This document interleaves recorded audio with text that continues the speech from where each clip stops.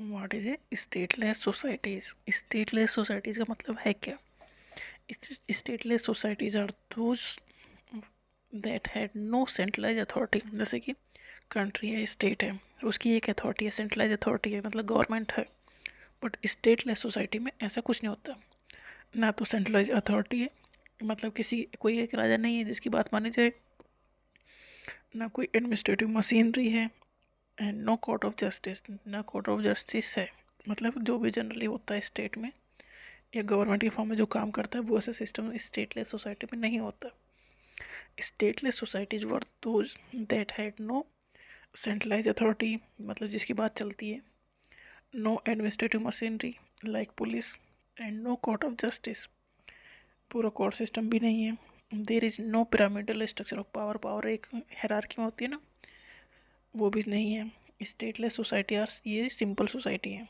इस जैसे कि घर मान लो, एक लोगों का एक ग्रुप। स्टेटलेस सोसाइटीज है society that is not govern by A state.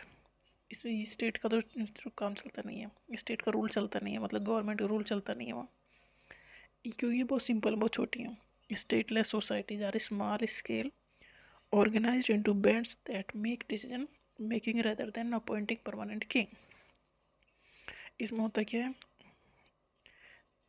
Stateless societies are small scale organized into bands that make decision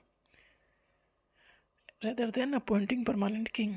stateless society मतलब छोटा ग्रुप है लोगों का, जहाँ ऐसा कोई सेंट्रल सिस्टम नहीं है अथॉरिटी का, ना तो कोई कोर्ट है, ना ही ऐसा पावर का कोई सिस्टम है, ना कोई एडमिनिस्ट्रेटिव मशीनरी है, क्योंकि लोगों का छोटे लोगों का ग्रुप, छोटा ग्रुप है जिसमें ऐसा सिस्टम नहीं है।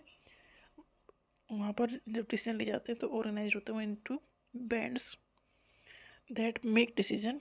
वहाँ कोई राजा को अपॉइंट नहीं करता। तो सिंपल सोसाइटी मतलब ये। स्टेट क्या है?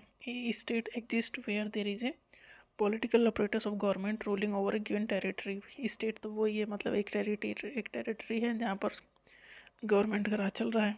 एक government authority is backed by legal system. Government authority के पीछे क्या है? लीगल सिस्टम है, मतलब गवर्नमेंट हवा मतलब एक काम करेगी नहीं, लीगल सिस्टम रहेगा उसके पीछे। And by the capacity to use military force to implement its policies. Military भी है, मतलब जो स्टेटलेस सोसाइटी में नहीं था वो सब कुछ इसमें है। Functionalist perspective see the state as representing the interest of all section of the society. Functionalist perspective है, वो सभी का इंटरेस्ट देखता है।